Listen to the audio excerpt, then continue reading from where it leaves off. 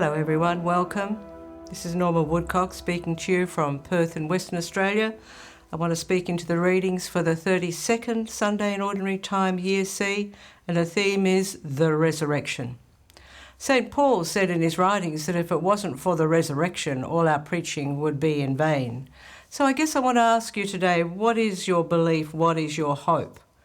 I remember working with a lady that was dying, and I talked to her in terms of dying is like going into another room, another realm. And we can only go into that other room, that other realm, through death. And I believe that her passing was peaceful because she began to see with the eyes of faith that dying is just moving through into another place, a place of resurrection.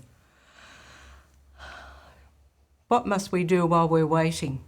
I remember reading a story about a monk who was sweeping the floor in the monastery, and he was asked, what would you do if you knew you were going to die in the next hour? And he said, keep sweeping the floor.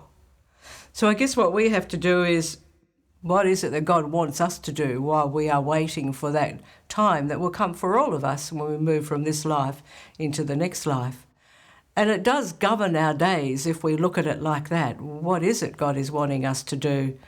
Do what's in front of us? What is he wanting us to change? Where is he wanting us to lay aside something, take up something? We need to look at everything in our lives in the view of being ready for when that call does come. And I want to share with you a very personal story I experienced dying and coming back into my body. And we have medical reports talking about these near-death or after-death experiences. And I was a little girl and I had been abused quite horrendously and choked on some vomit. And I remember going through like a tunnel, a dark tunnel. It was like I was moving through vibrations of water. And then suddenly I entered into this place of great stillness and of great beauty. I could see rolling fields, and my grandfather, who had died the year before, was there. He wasn't in his body and I wasn't in my body, but I had a hug with him and I had loved him dearly. And as a little girl was deeply distressed when he died. He was the first person that I saw.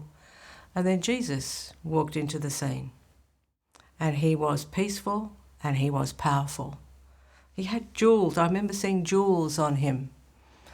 And I'll never forget the experience, embedded very deep in my memory. And I had a hug with Jesus. And then he called an angel. And Jesus said to me, one day you will make a lot of people well again for me. And then the next thing I knew, I was being revived. They were panicking around me, those that had abused me. And I came back into my body and back into life.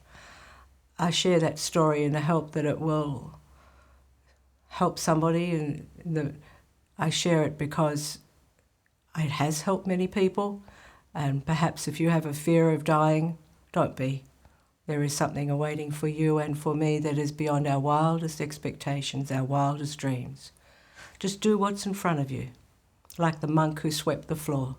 Do what God's asking you to do at this moment in your life and allow him to take care of everything else.